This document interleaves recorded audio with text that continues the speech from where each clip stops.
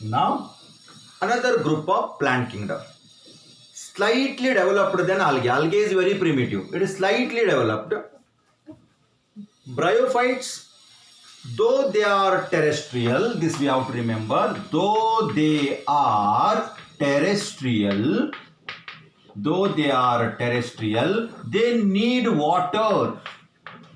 They need water to complete their life cycle. Generally, they are found in the monsoon season or along the stream or the lake because they need water to complete their life cycle. Without water, they cannot complete their life cycle, especially for the movement of gametes and all that. That's why bryophytes are called as amphibians of plant kingdom. They are called as amphibians of the plant kingdom.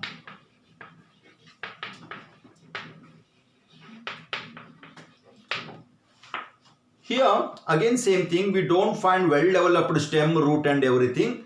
Small leaf like structure, okay, they just grow somewhat like this. This is the structure. Okay, one or two example for bryophyta. One is Marchantia or Rixia.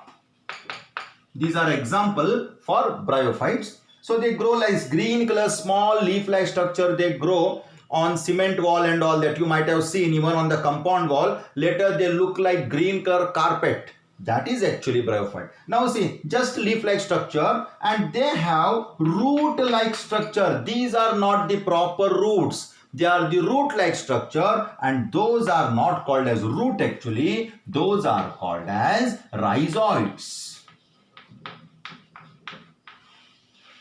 Those are called as rhizoids. Now, these bryophytes, they exhibit a peculiar, phenomenon during their life cycle. Actually, all the groups of plant kingdom, they show a peculiar character. We call it as alternation of generation. But in bryophyte, it's very clear. Let us see what is that alternation of generation.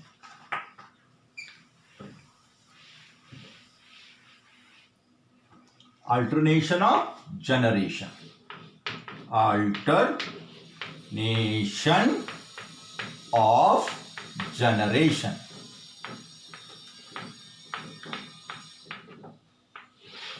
Alternation of generation. What is alternation of generation? In its life cycle, during its life cycle, it exhibits two phases or two stages called as gametophytic phase, or we tell gametophytic phase and sporophytic phase.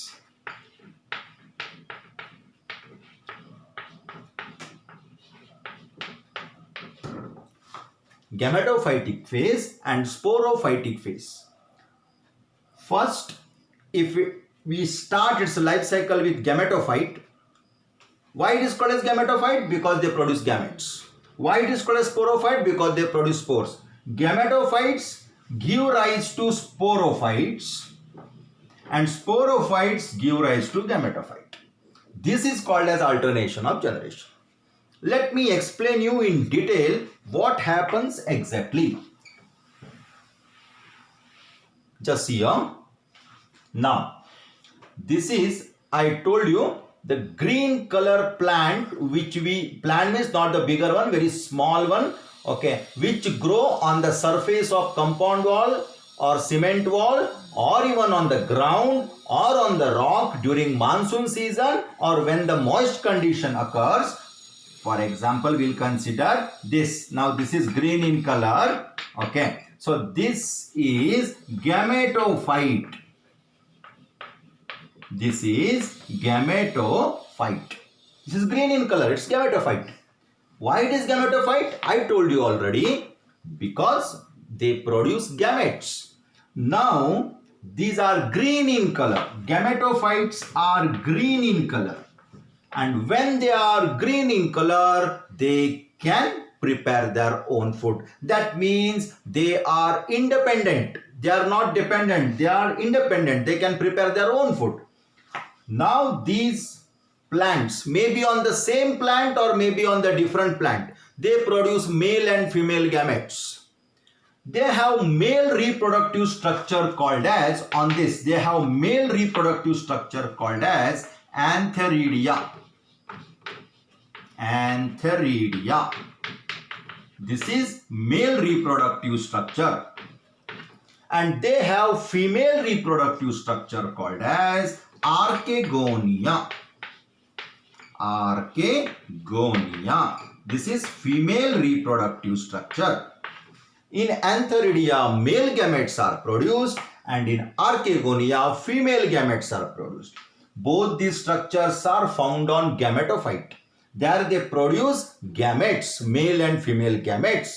Now male and female gamete fuse together. The process of fusion of male and female gamete is called as, it is called as fertilization.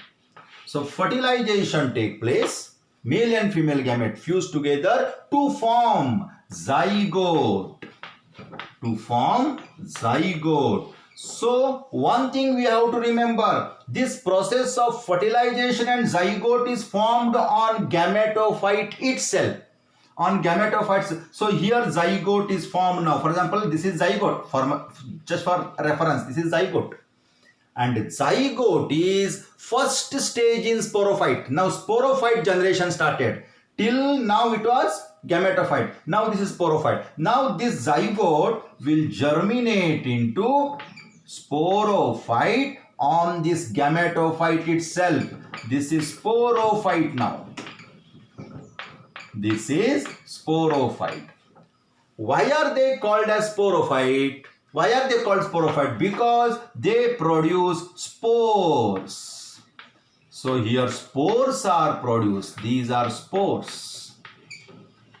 Spores are powder-like structures. Okay. Spores are produced. You can imagine like small seeds. Okay. Spores are produced. That's why it is called a sporophyte. One thing you have to remember, this sporophyte is dependent on gametophyte. Gametophyte was independent because it was green in color and it could produce its own food by photosynthesis. Whereas sporophyte is dependent on gametophyte. What will happen next? Once the spores are formed, these spores, I'll rub this part, these spores will come and fall on the ground. These spores will come and fall on the ground. And they germinate into gametophyte again. They germinate into this gametophyte again. Again on the gametophyte, gametes are produced. Fusion of male and female gamete. Again sporophyte. So like this, sporophyte, gametophyte, sporophyte, gametophyte. This is called as alternation of generation in case of bryophytes. So you know that the next group is just advanced than bryophyte is pteridophyte. Pteridophyte. Okay. So pteridophyte is slightly higher plant when compared to bryophyte. They are slightly higher. Okay. The best example for pteridophyte is ferns. You might have seen these plants. We grow it in pot and all that as a decorative or show plant. Okay. The leaf is somewhat like feather. Fern we call. Like this. Even sometimes single leaf-like structure they develop, that is one plant like this. Even they grow on other tree and all that. And pteridophyte is the first group. Now see, we have started from algae. Second is bryophyte. Third is pteridophyte. From pteridophyte onwards means next is gymnosperm and angiosperm. They contain xylem and phloem. And you know what are xylem and phloem? They are vascular tissues. Xylem is water conducting tissue, phloem is food conducting tissue, together called as vascular tissue. So pteridophyte is vascular plant. So pteridophyte is vascular plant. Gymnosperm next, vascular plant.